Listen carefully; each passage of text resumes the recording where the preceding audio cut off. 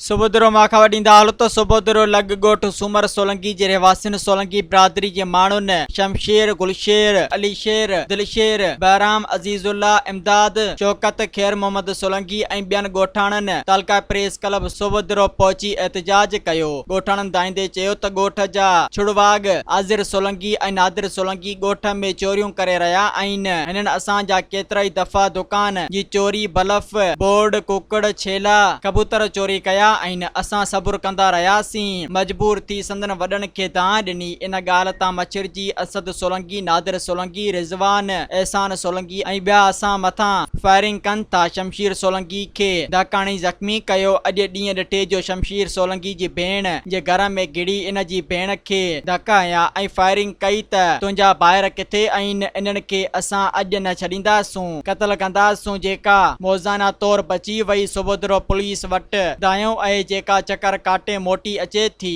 जवाबदारनि असांजो जीअण जंजाल करे छॾियो आहे। असां शरीफ़ ॻोठाणा आहियूं, कानूनी रस्तो इख्तियार कयूं पिया। सुबुधरो पुलिस जवाबदार गिरफ़्तार करे ॻोठाणनि DIG सखर SSP खैरपुर खां मुतालबो कयो त चोरनि ऐं इन्हनि जे साथारनि खे गिरफ़्तार करे ॻोठाणनि सां इंसाफ़ कयो वञे।